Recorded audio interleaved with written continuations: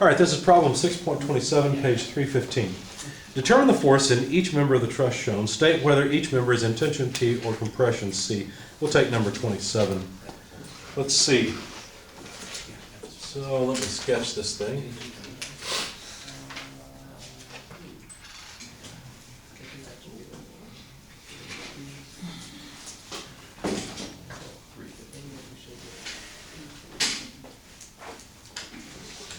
All right, so we've got a roller support at point F,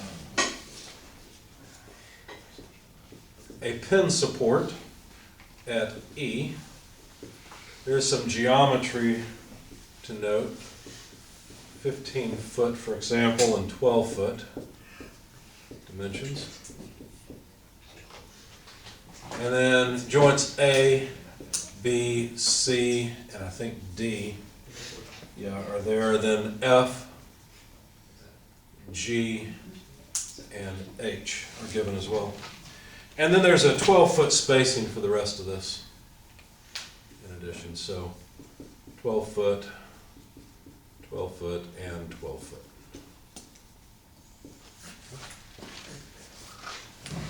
So we just want to know the load in each member. Oh, let's not forget there's a 15 kip load out at point D. Okay? Any questions so far? All right. What do you think I should start with? What would probably be wise? Probably an overall free body diagram would be good practice. So let's do that. So if I were to draw an overall free body diagram, let me color all of the external loads in green, even if they are reactions. R, F, Y, or just RF, because there couldn't be any RFX. Why couldn't there be any reaction at point F in the horizontal direction? The roller that's on. Because it's a roller, exactly, but there could be one here, right?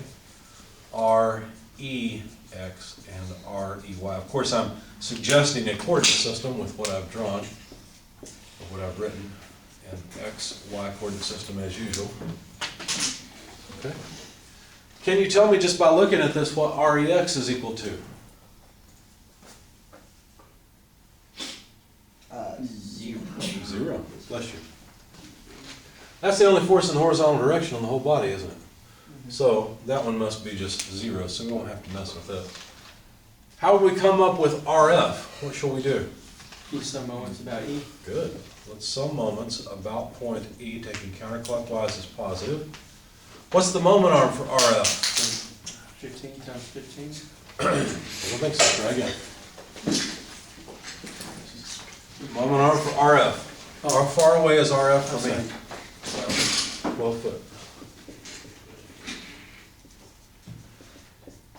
Okay. How about that 15 kip load? What's it going to do for us? Some moments about E. How far do we have to move horizontally to get to the 15 kip load? 48 feet. 48 feet. And does that 15 kip load cause a positive or negative moment? Negative. Negative. So everybody see how it's 4 times 12 foot, which is 48 feet as you said, times 15 kips? That had better come up to zero, hadn't it?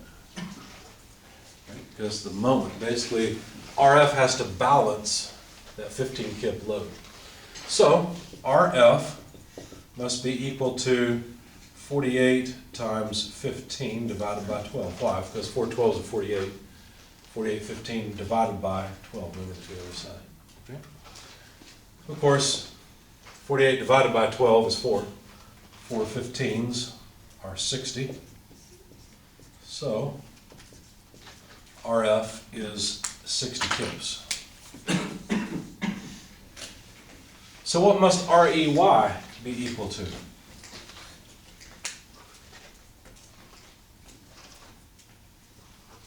Well, we'd sum forces in the vertical direction, wouldn't we? What would we get if we sum forces in the vertical direction for REY? Let's write it out. Sum forces in the vertical direction, we'd have REY plus RF minus 15 equals 0. So REY must be equal to 15 minus RF. 15 minus 60 is 45. Okay. So, REY, well, negative, is negative 45 kips. What I could do, which I will, is change the direction of the arrow, point it down, and get rid of the negative sign. Basically, the negative sign just told me that I assumed the wrong direction. Don't be confused between a negative sign telling you you've chosen the wrong direction and a negative sign indicating compression. Okay? We always assume tension. That's the reason negative signs indicate compression. There's no tension or compression to assume here. This is just a reaction. Okay? So I just chose the wrong direction. So there's my overall free body diagram and the resulting, or the resultant forces. Okay? Not the resultant, the reaction forces. Now I'm supposed to find the load in all the members. So now that I've used the overall free body diagram, I can step from the reactions all the way out to the load, or from the load back to the reactions. I really don't care. It's about the same amount of work, I think. So what do you guys want to do? You want to go from the 15 kip load back to the reactions, or the other way around? If we go from the 15 kip load, we should end up calculating the reactions again. We can compare to what we already have. If we start with the reactions, we should end up with a 15 kip load, you see? So either way is okay. Last time I think we started from the load. Why don't we start from the reactions this time? So we'll start from point E. Let me make a table really quick to indicate what members I found and what I haven't. We've got AB, AB, AE, and AF. Okay, to tick them off so I don't forget which ones I've listed. Let's see, continuing alphabetical, I guess we'd have BC, BG and BF, or BF and BG. BG, BF, and then CD, CG and CH. Like I'm out of space. CG, there we go. And then we've got DH. Let's see. Yeah, I'll go over here. DH, HG, FG, and EF. I think that's all of them. 3, 4, 5, 6, 7, 8, 9, 10, 11, 12, 13. 1, 2, 3, 4, 5, 6, 7, 8, 9, 10, yeah, 13. Okay. So, if we start at the reactions at the ground and work our way out towards the load, let's see what happens. I'll start with point E. This time I'm going to ask for more help with these free body diagrams. What directions of load should I put on here? What's pulling or pushing on this point? Yeah. EA. And, you're right, EF. Have I assumed proper tensile directions for these members? Yes, because they're going away from the pin, right? What other force acts at E? The reaction. Reaction. Is that a proper tensile force? It's not a tensile or That's a compressive force. nonsensical question, isn't it? Yeah. Right? A reaction is not a tensile or a compressive force. It's just a reaction. Okay. So I just drew it. Well, actually, it goes in the other direction, doesn't it? What about the negative 15 or the 15 kips? Like, doesn't that get factored into this? Trying to figure out how to push you towards the answer here. Is that What's the free body diagram of? It's of E Okay. Where's the 15-pound kip load? at the end. Is this part of the end? No, but isn't it still acting on it? I think what your intuition is saying is, look, if you didn't have that 15 kip load, E is going to experience a different load. I agree with you. So how is it that that 15 kip load could have some influence on E? Anybody want to answer this question? How is it possible? Yeah, Because we already used it to calculate a resultant force. that's right. We already used it to calculate a reaction force, right? So it's baked into this REY. You see that? It's a good question. All right, so if we sum forces in the vertical direction, we'd have EAY minus REY equals 0. I think that's it. So EA in the Y direction, how will I get the Y component of EA? Any ideas?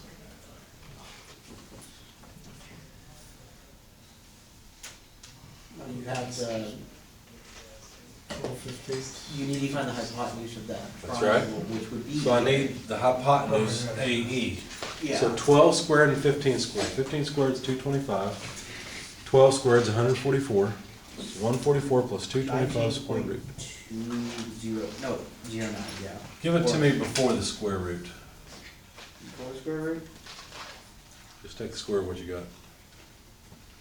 So 225 plus 369. 369. Let's leave it like that for the time being. Okay. All right, so if we want the y component, that'd be the 15 over root 369 fraction of it. Does that make sense? And then that's equal to REY. So EA must be equal to root 369 over 15 REY. And of course, REY is 45 kips. I can't write, guys. There we go. So basically, we need 3 times root 369 to get the magnitude of the force in EA. And you know what? I don't see. Oh, it's AE. EAAE, same thing.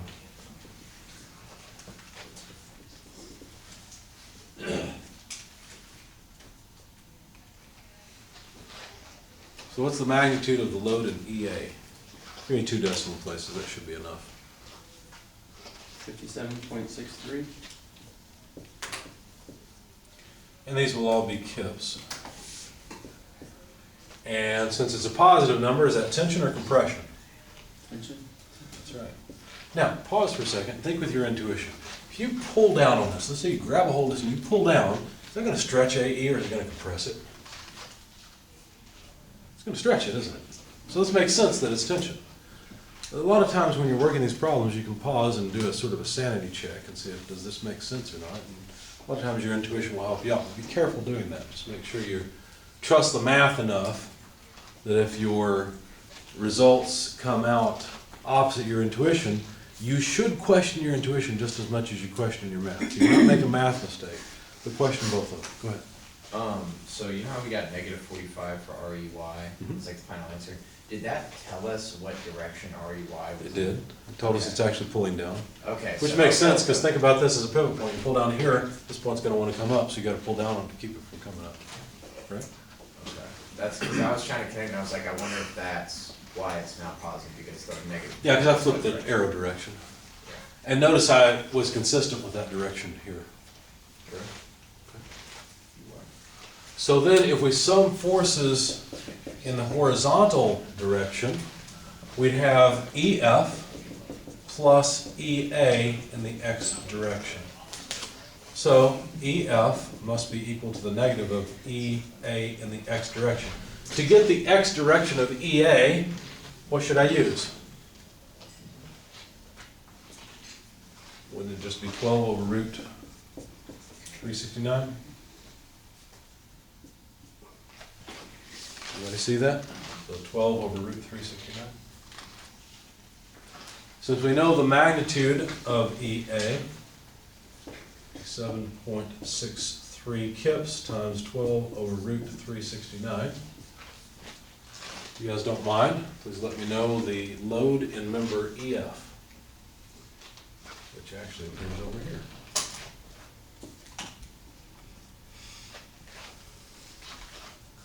It's going to be compression, of course, because we'll get a negative number.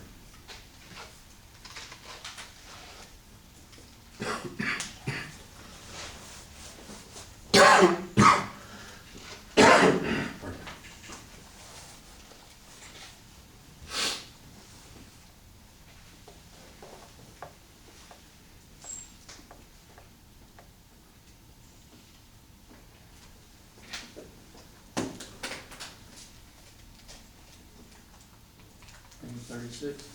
Negative 36? Okay. Was it around 36? 36.001. So probably from round off, it should have been exactly 36, most likely. They usually set up these problems where we're getting asked round numbers at least once or twice. Okay?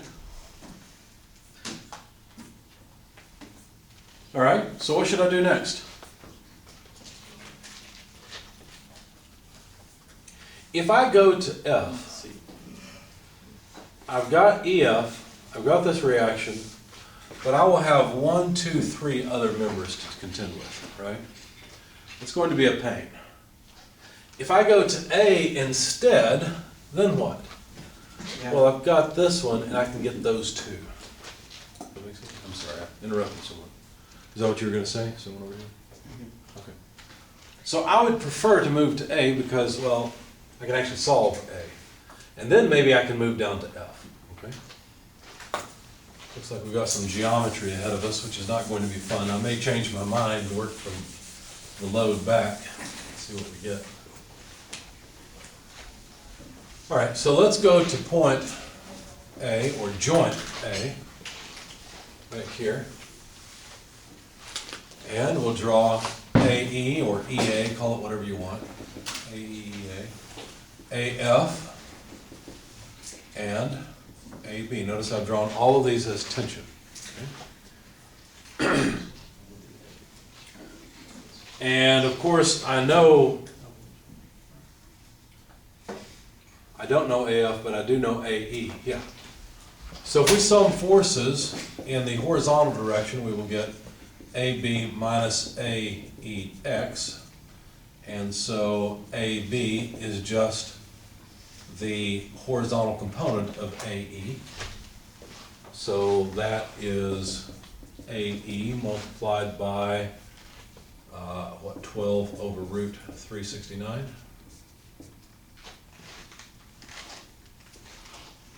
And then similarly, if I sum forces in the vertical direction, we will get negative AEY minus AF equals 0. So AF, which is the unknown, will be equal to negative AEY, or negative AE times 15 over root 369.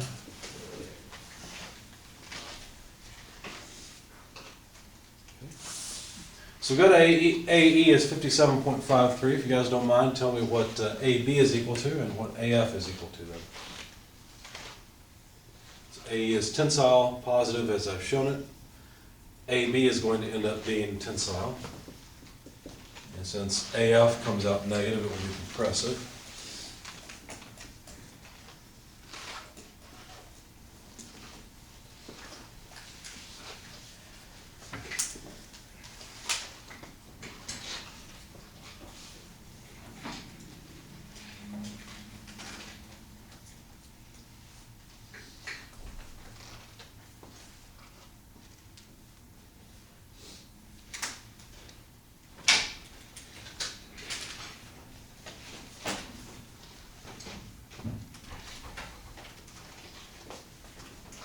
So is AE just root 369? Is that what AE would be? No. AE Oh, AE is not. 57.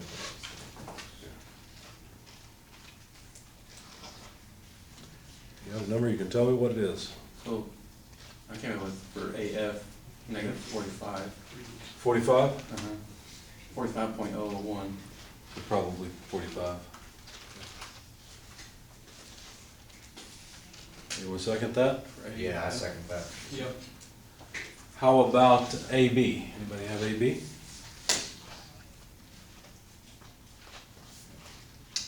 Should be about 36. 36. Same. Okay. Now we could continue along. If I move down to F, I've got some geometry pain to deal with, right?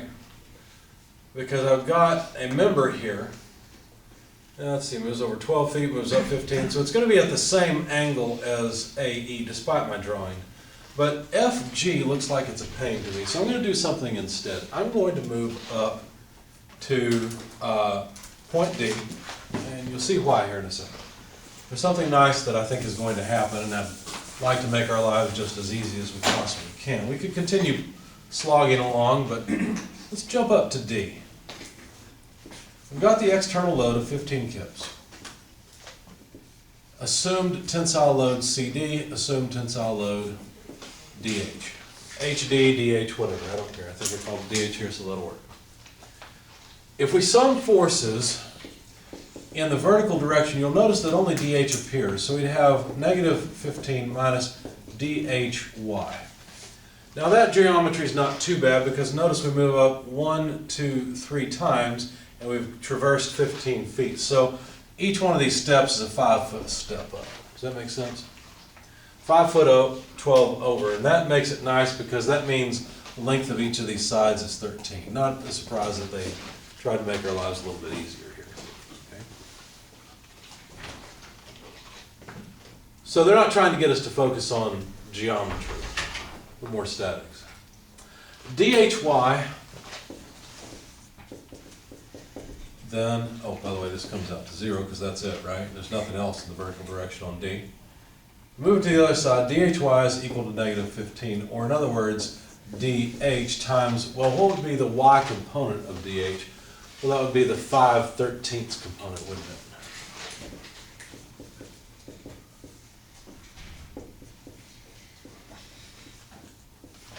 Okay. So we can calculate DH. So negative, what, 15 kips times 13 over 5. So 15 over 5 is 3. 3 13s are 39. So this is negative 39 kips. I did the math right in my head. I think it's okay. All right, so far. So 39 kips compression. That makes sense. We're going to have to push up on that point, not pull down. And then summing forces in the horizontal direction, the x direction, we'll get negative CD, continuing here, of course, minus DH in the x direction equals 0. And so CD would be negative DH, but the x component would be the 12/13 side. So negative of DH, but DH is a negative 39 kips itself, times 12/13. Now, if we take 39 divided by 13, that's 3. 3 times 12 are 36. So CD is 36. And it's in tension. That worked out well. I next want to move to H. I've got a reason for this. D was just helping us along. Let's move to H. I want you to see something here. Earlier someone mentioned a zero force member. Zero force members can save you a whole lot of time. Let me show you. So here's GH. There's DH. And here is CH or HC, I don't know, whatever I call it. You might look at this and you say, boy, this is going to be a pain because there's a vertical contribution from DH and from GH that's going to go with CH, and then two horizontal components of DH and GH that are going to cancel each other. Anybody see something else that might help us a little bit?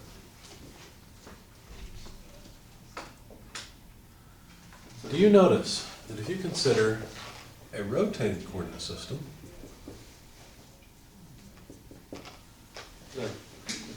Point along the direction of the force.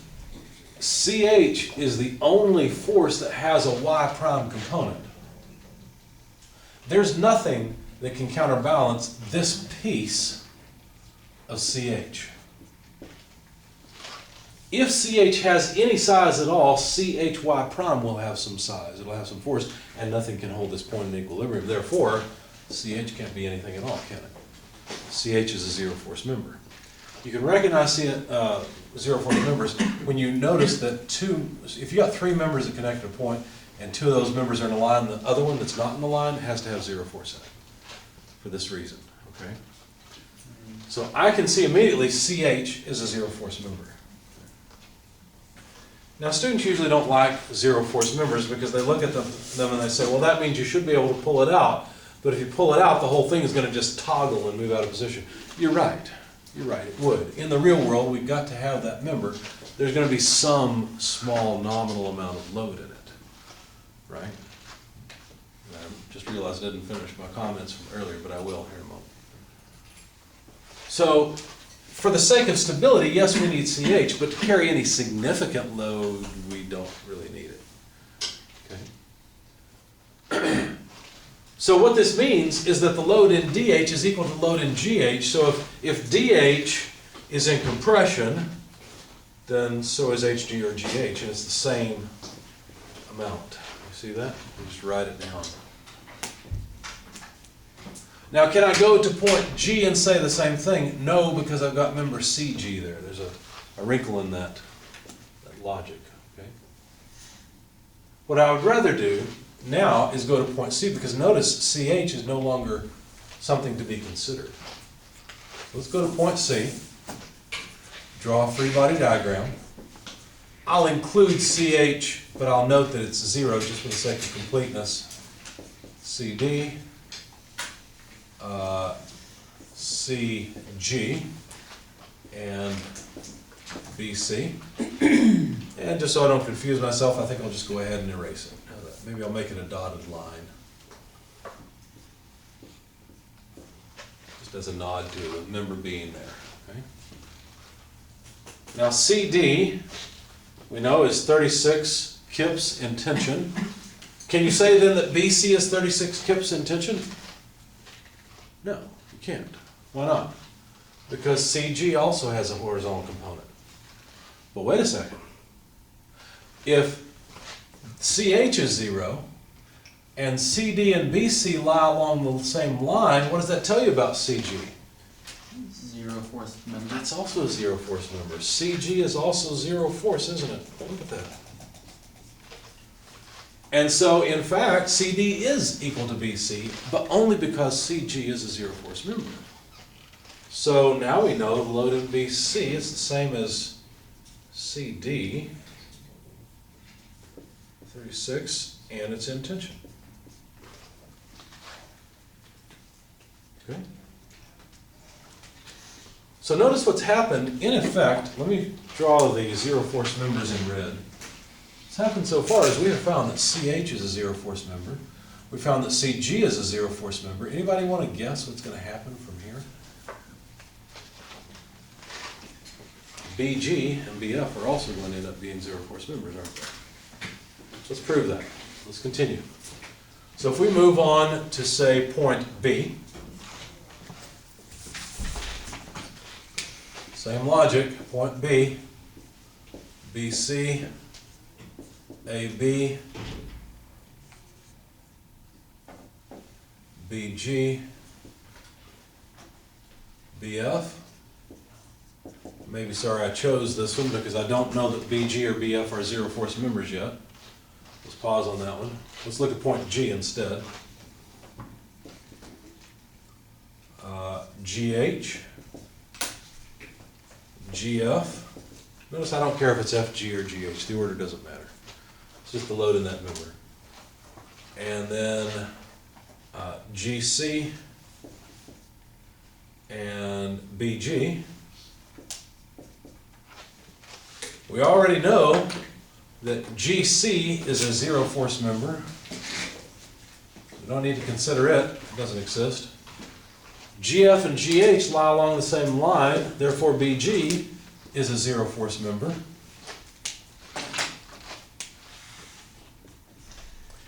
And the amount of load in GF and GH are the same. So HG, 39 in compression, GF is the same. Or FG, wherever we called it. There it is. 39 in compression.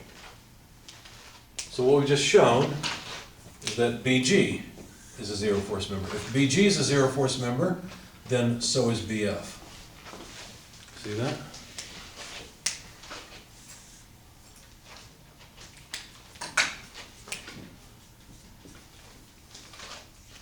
Was that everything that we were asked to find? I think that is. Mm-hmm. Because we already found the load in member AF. Okay. So all this geometry that I thought we'd have to deal with, that I thought was going to be a pain, turned out to be no big deal. It was easy. This could be made this way. If we didn't have any joints at all, you can see that it would serve the exact same purpose. Why wouldn't you make it that way? There are reasons. It would turn out you'd have compression along inside of a longer member, and that member could tend to buckle. We'll talk about buckling and strength of materials though. Okay. So the extra internal support will help prevent buckling. As a matter of fact, you can think of these as joints that are able to pivot. So that's why it's important to have that internal structure, just for stability. But once you realize that all that internal structure doesn't need to carry much load, it'll be a whole lot smaller than the rest of it, can't it? In fact, what we normally do is we neglect the weight of the members. Okay? We neglect the weight that the members are made of. In reality, there are other forces. These are not really two-force members. Gravity acts, say, downward. Okay? And in that case, that load has to be transferred back to ground as well. So there's a little bit more to it than just two force members, but this is a good starting point. Any questions so far?